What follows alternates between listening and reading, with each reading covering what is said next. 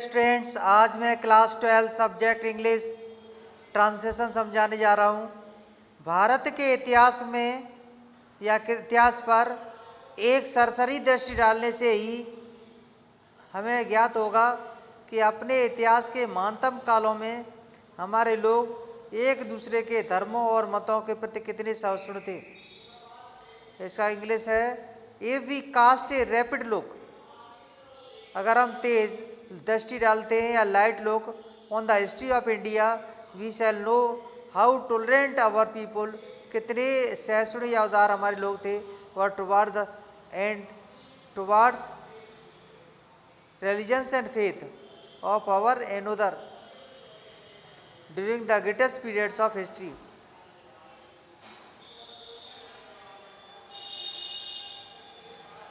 यहाँ एक टुवार्ड्स के बाद एंड है, उसे काट लेना। यद्यपि अशोक ने दूर देशों में भी अपने धर्म प्रचारक वीरे, फिर भी वे समन्वय के सिद्धांत को प्राथमिकता देते थे। दो या although Ashoka sent his missionaries to distinct countries, yet he gave priority, yet नहीं लगाओ तो कोमा लगाओ, he gave priority to the principle of concord। गुप्तकाल में एक चीनी यात्री भारतवर्ष आया।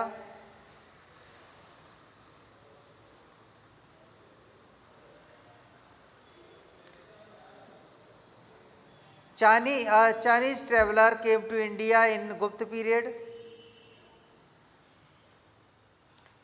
इसका नाम फयान था। His name was Phyan. 10 वर्षों तक यहाँ रहकर उसने अपने जीवन के विभिन्न पहलुओं को गहराई से अध्ययन किया।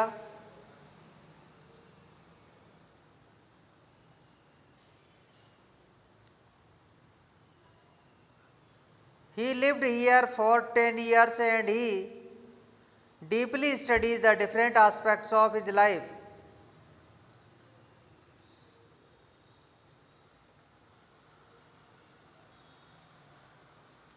हमारे देशवासियों की धार्मिक सहिष्णुता व उनके आपसी सद्भाव से प्रभावित होकर उसने हमारे धार्मिक दृष्टिकोण की खुले दिल से प्रशंसा की।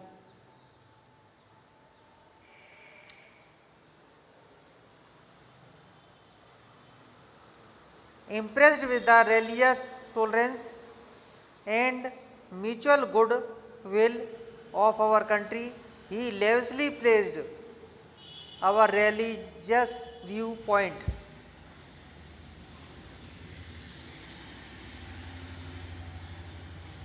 अकबर महान ने तो अपने प्रशासन व व्यक्तिगत जीवन में भी सभी धर्मों को बराबर सम्मान दिया, तथा यह तथ्य किसी से छिपा नहीं है कि इन कालों में हमारा देश बहुत शक्तिशाली और संपन्न था।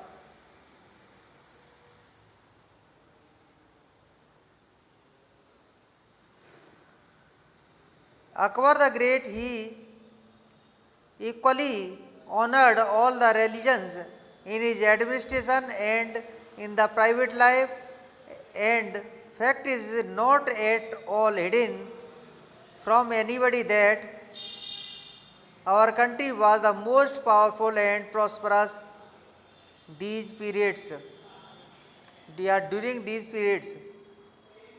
Thank you।